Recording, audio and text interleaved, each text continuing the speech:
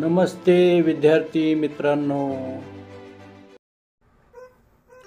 यशवंतराव चव्हाण महाराष्ट्र मुक्त विद्यापीठ नाशिक B.Ed शिक्षण क्रम सन 2022-2024 छात्राध्यापकाचे नाव Shri Ramhari Rajaram Dhere, roll number 2708, PRN number 2016-017-000-5587-17, केंद्र शाळेतील सराव पाठ क्रमांक 8, इयत्ता 6वी, विषय मराठी, घटक गद्य, उपघटक डॉक्टर कलाम यांचे बालपण.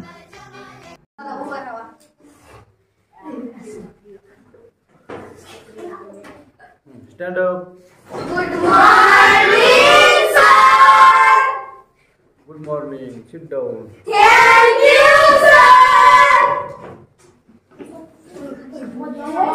चला, तर आज आपण मराठीचा दुसरा पाठ, तो पाठ अभ्यासणार आहोत. त्या पाठाचं नाव आहे डॉक्टर कलाम यांचे बालपण. अब्दुल कलाम यांचे बालपण. हा, डॉक्टर कलाम यांचे बालपण.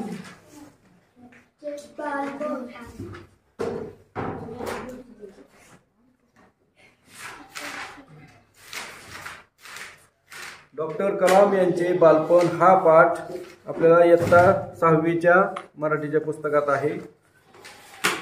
आता या पाठाबद्दल माहिती घेत असताना डॉक्टर कलाम यांच्या जीवनाबद्दल थोडीशी माहिती घेऊया. डॉक्टर कलाम हे विख्यात अणुशास्त्रज्ञ होते. भारताचे माजी राष्ट्रपती, मनस्वी वृक्षप्रेमी, म्हणजे झाडे लावा झाडे जगवा, वृक्षावर त्यांचं अतिशय प्रेम होतं.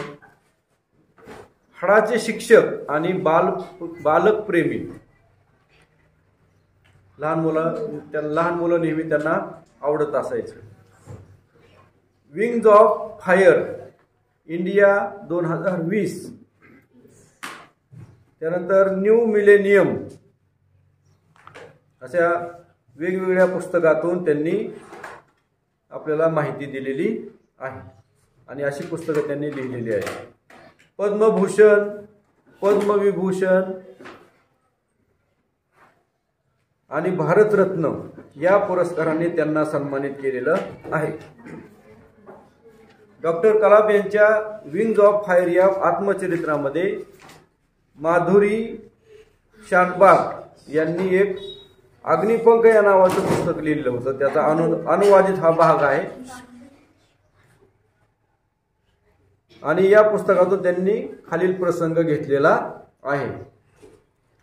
प्रतिकूल परिस्थितीवर मात करत शिकण्याची जिद्द,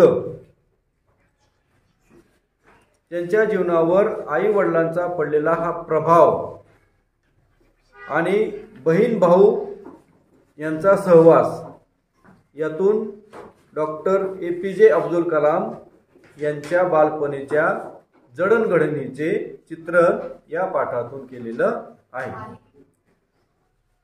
तुम्हाला वाचन करायला आवडतं का? हो. शाबास.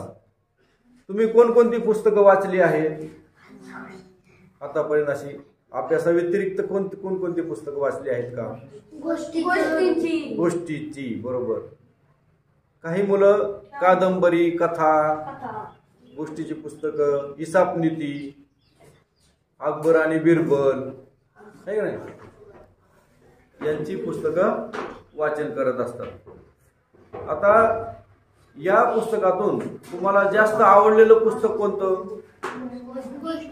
गोष्टींची. म्हणजे आता लहान वयामध्ये आपण काय करतो, गोष्टींचीच पुस्तकं वाचत असतो. आता ही लहान वयात असणारी पुस्तकं आपण गोष्टीची वाचल्यानंतर पुढे आपण जसं मोठं होतो तसं कथा, कादंबरी अशा गोष्टींची पुस्तकं वाचत असतो. आता डॉक्टर अब्दुल कलाम यांना सुद्धा लहानपणापासूनच वाचनाची आवड होती आणि त्या पुस्तकामुळे त्यांच्यामध्ये काय जडणघडण झाली या पाठात आपण त्याच्याविषयी जास्त माहिती घेणार आहोत. आता तुम्ही पाठात लक्ष द्या. मी पाठ वाचन करतो, तुम्ही बोट ठेवा आणि लक्ष द्या. माझ्या बालपणीच्या जगात पुस्तक म्हणजे माझ्यासाठी एक दुर्मिळ वस्तू होती. आमच्या गावात STR मनिकम नावाचे एक क्रांतिकारक राष्ट्रभक्त राहत होते. त्यांच्याकडे पुस्तकांचा बऱ्यापैकी संग्रह होता. त्यांनी मला पुस्तके वाचण्याची सदैव उत्तेजन दिले. मीही मिळेल ते पुस्तक वाचत गेलो. पुस्तके मागण्यासाठी मी त्यांच्या घरी नेहमी धाव घेत असायचो. माझ्या लहानपणी शमसुद्दीन नावाच्या माझ्या एका दूरच्या भावाचा माझ्यावर बराच प्रभाव होता. रामेश्वरम मध्ये येणाऱ्या वृत्तपत्रांचा तो एकुलता एक वितरक होता, जो सकाळच्या रेल्वे गाडीने पंबन गावावरून वृत्तपत्राचे गठ्ठे घेऊन यायचा. गावातल्या हजारभर सुशिक्षितांच्या वाचनाची गरज भागवणाऱ्या शमसुद्दीनचा हा व्यवसाय म्हणजे एक खांबी तंबू होता. स्वातंत्र्याच्या चळवळीची वाटचाल ग्रामस्थांना समजणे हे महत्त्वाचे कार्य यातून साधत असे. कुणाला भविष्य जाणून घेण्यात रस असे तर कुणी चेन्नईच्या बाजारपेठेतले आत्ताचं मद्रास सोन्या चांदीचे भाव समजण्यासाठी उत्सुक असायचे. थोडे जण जिज्ञासू वृत्तीचे हिटलर, महात्मा गांधी आणि बॅरिस्टर जीवनाबद्दल गांभीर्याने चर्चा करायची. पण झाडून सर्वजणांना पेरियार E.V. रामस्वामी यांच्या चळवळीबद्दल जाणून घेण्यामध्ये रस होता. दिनमणी हे त्यावेळचे सर्वात लोकप्रिय असे तमिळ वर्तमानपत्र होते. छापलेले शब्द त्यावेळी मला वाचायला येत नसत. त्यातील चित्राकडे बघून मी समाधान मानत असे. शमसुद्दीन आपल्या गिराईकांना पेपरचा अंक वाटण्यापूर्वी मी त्यातील चित्र बघून घेत असे. मी 8 वर्षाचा असताना सन 1939 मध्ये दुसरे महायुद्ध पेटले. काय कारण असेल ठाऊक नाही, पण त्या सुमारास बाजारामध्ये चिंचोक्यांना अचानक भरपूर मागणी आली. मी चिंचोके गोळा करून मशिदीजवळच्या एका दुकानामध्ये ते देत असे आणि अख्खा एक आना कमावत असे. माझ्या वडिलांनी लाकडी नौका बांधायचा व्यवसाय करायचे ठरवले. अहमद जलालुद्दीन नावाच्या एका आमच्याच गावातल्या कंत्राटदाराबरोबर समुद्रकिनारी ते रोज काम करू लागले. पुढे जलालुद्दीन यांनी माझ्या बहिणीशी म्हणजे जोहराशी विवाह केला आणि आमच्याशी नाते जोडले. जलालुद्दीन मला युद्धाच्या कथा सांगत असे आणि मग दिनमणीच्या शीर्षकातून मी त्या शोधत राहील. आमच्या छोट्या दूरस्थ गावात युद्धाचे दृश्य परिणाम जाणवणे जवळजवळ अशक्य होते. पण हळूहळू भारताला सक्तीने युद्धात सामील व्हावे लागले आणि देशात आणीबाणी पुकारली. रोज सकाळी पंबनहून येणारी रेल्वे गाडी रामेश्वरला थांबेनाशी झाली. हा युद्धाचा आमच्या गावावर पहिला ठळक परिणाम झाला होता. मग चालत्या रेल्वे गाडीतून वर्तमानपत्राचे गठ्ठे रामेश्वरम ते धनुष्यकोडी दरम्यान खाली फेकले जात. ते गठ्ठे गोळा करण्यासाठी शमसुद्दीनला कुणीतरी मदतनीस हवा होता. माझ्यापेक्षा दुसरा योग्य उमेदवार त्याला कुठून मिळणार? माझ्या आयुष्यातील पहिली कष्टाची कमाई करायला शमसुद्दीनचा असा हातभार लागला. आज अर्धशतकानंतर मी वळून त्या क्षणाकडे पाहतो आणि त्यावेळी स्वतःच्या कष्टाने मिळवलेल्या पहिल्या कमाईचा अभिमान आजही माझ्या मनातून ओसंडून वाहू लागतो. माझ्या वडिलांकडून मी प्रामाणिकपणा आणि स्वयंशिस्त शिकलो.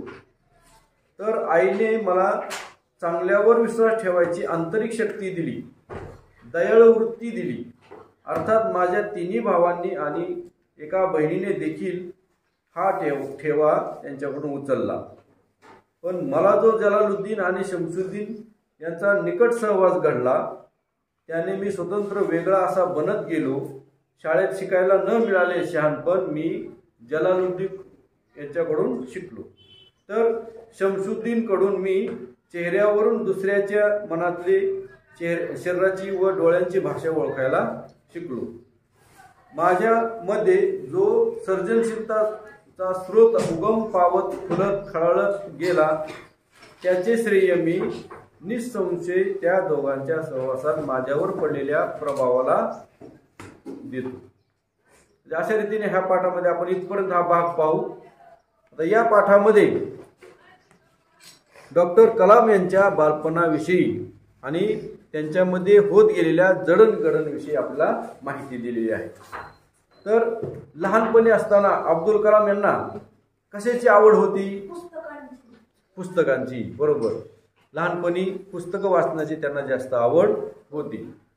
आणि मग त्यांच्या गावामध्ये तो जो STR मणिकम नावाचे क्रांतिकारक होते, ते राष्ट्रभक्त होते आणि त्यांच्याकडे पुस्तकाचा बराचसा असा खजिना होता. आणि मग त्यांच्या ग्रंथालयामध्ये जाऊन अब्दुल कलाम काय करायचे? पुस्तकं वाचण्यासाठी तिथून मिळण्याचे त्यांना उत्तेजन मिळालं. तिथं पुस्तकं गेल्यानंतर तिथं दिसले त्यांना आणि ती इतकी मोठी पुस्तकं आणि मग रोज तिथं जाऊन ते त्या पुस्तकांचा अभ्यास वाचन करायचे. आणि त्यांच्या लहानपणी असणारा शमशुद्दीन नावाचा एक दुसरा दूरचा भाऊ असं त्यांनी त्याला मानलेलं होतं. तो काय काम करायचा? वृत्तपत्रांचं वाटप करायचा. वृत्तपत्र म्हणजे काय? पेपर. थोडक्यात हा आपण म्हणतो ते मराठी वृत्तपत्र. वृत्तपत्र वाटप जो करतो तो शमशुद्दीन काय करायचा? एक लहानसा मुलगा पंबन या गावापासून रेल्वे गाडीने यायचा आणि तो वृत्तपत्र वाटप करायचा. गट्टेचे गट्टे घेऊन यायचा आणि मग त्या गट्ट्यातून ज्याला वाचनाची आवड होती तीच लोक ते वाचण्यासाठी पेपर घ्यायचे आणि त्यांना फक्त चित्र बघायची आवड होती ते फक्त चित्र बघून त्याच्या खालचा मथळा वाचन करायचे. आता ह्या शमशुद्दीनचा एक व्यवसाय म्हणजे काय होता? की स्वातंत्र्य चळवळीची जी वाटचाल ग्रामस्थांना समजणे हे महत्त्वाचं कार्य त्यातून व्हायचं. आता आपल्या भारताला स्वातंत्र्य मिळवून देण्यासाठी जे काय क्रांतिकारक लढत होते त्यांच्याबद्दलची माहिती त्या रोज त्या पेपरमध्ये छापून येत असायची. तर कुणाला भविष्य जाणून घेण्यामध्ये जास्त त्याच्यात रस असायचा. मग काही लोकांना पेपरचं पहिलं पान उलटतात, दुसरं तसं, आणि भविष्याचं पान कुठं असेल शेवटच्या पानावर जाऊन फक्त भविष्य वाचन करतात. राशी भविष्य असतं त्याच्यामध्ये. त्याचबरोबर काही जणांना कशाची आवड असायची? सोन्या चांदीच्या भावांची. पेपरमध्ये ते पण छापून येत असायचे. आज सोन्याचा भाव किती, चांदीचा भाव किती आहे हे समजण्यासाठी जी माणसं फक्त काय करायची? त्याच पानावरचा अभ्यास करायचे. आणि त्यातले थोडेच जण असे होते ते काय करायचे? फक्त त्यांना जिज्ञासू होती, म्हणजे त्यांना रोज पुढं काय घडेल हे जाणून घेण्याची इच्छा होती. ते काय करायचे? असे जिज्ञासू वृत्तीचे लेखकांचे किंवा व्यक्तींचे त्याच्यामध्ये चित्रण यायचं, लेखन यायचं. ते म्हणजे हिटलर किंवा महात्मा गांधी आणि बॅरिस्टर अशा लोकांबद्दल त्यांच्या जीवनाबद्दल तिथं जे लेख येत होते त्या लेखांचं ते फक्त वाचन करायचे आणि मग त्याच्यावरती चर्चा करायची. सर्व जणांना पेरियार E.V. रामस्वामी यांच्या चळवळीबद्दल जाणून घेण्यामध्ये रस असायचा. रस असणे म्हणजे काय?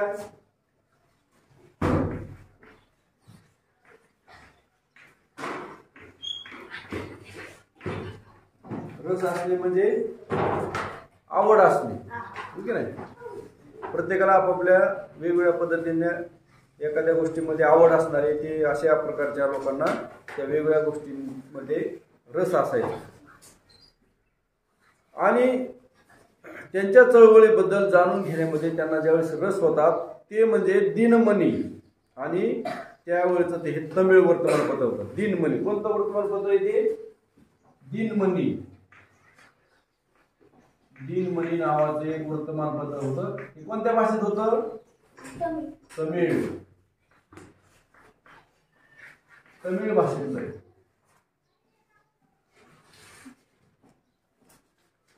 आणि मग हे वृत्तपत्र त्यावेळेस डॉक्टर कलाम यांना वाचन करायला मिळत होतं आणि ते बघून त्यांना समाधान वाटायचं. शमशुद्दीन आपल्या गिरायकांना पेपरचा अंक वाटण्यापूर्वी लेखक डॉक्टर कलाम काय करायचे, त्यातील फक्त चित्र बघून घ्यायचे अगोदर.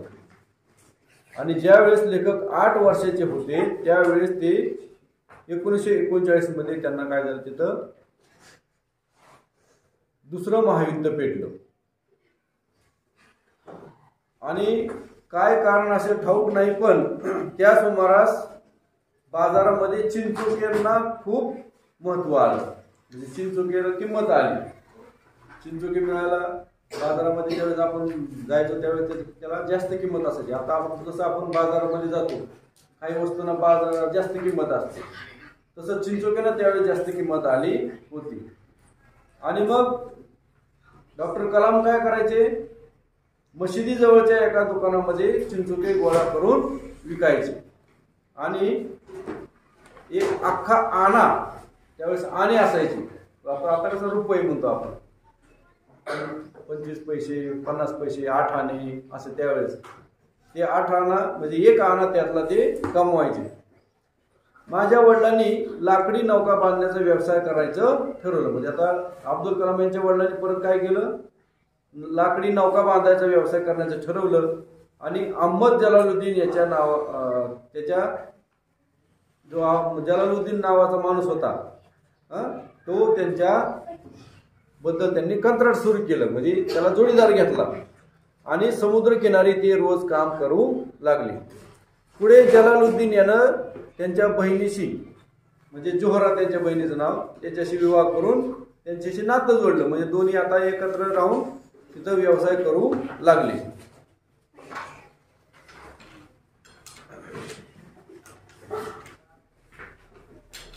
आता डॉक्टर कलाम यांनी त्यांच्या वडिलांकडून आणि आईकडून, घरातल्याकडून कोणते कोणते गुण घेतले त्याचं वर्णन इथं आलेलं आहे. माझ्या वडिलांकडून मी प्रामाणिकपणा हा गुण घेतला, स्वयंशिस्त, स्वतःची शिस्त. आणि आईने तर कोणता गुण दिला त्यांना, चांगल्यावर विश्वास ठेवणे. कोणत्या गोष्टीवर?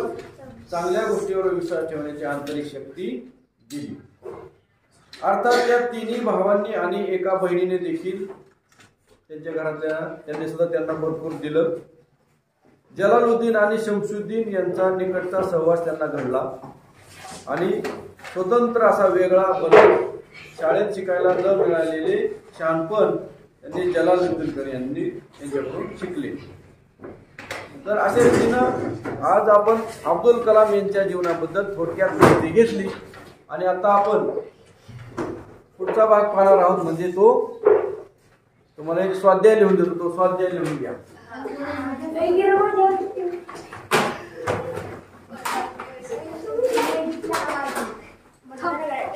डॉक्टर कलाम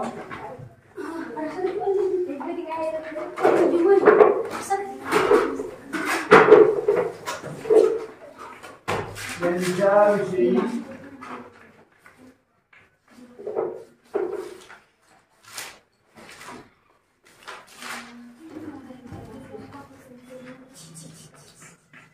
दहा ओळी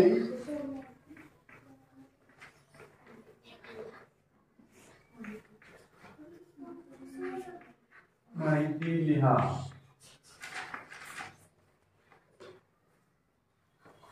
डॉक्टर कलाम यांच्याबद्दल तुम्हाला काय आवडलं असेल त्याच्याबद्दल, त्यांच्याबद्दलची 10 ओळी माहिती तुम्ही लिहून आणा. आणि हा पाठ आपण आता इथं समाप्त करतो. श्री रामहरी राजाराम ढेरे, जिल्हा परिषद प्राथमिक शाळा उंदरगाव, केंद्र झरे, तालुका करमाळा, जिल्हा सोलापूर, UDAS नंबर 27 300 310 601. धन्यवाद.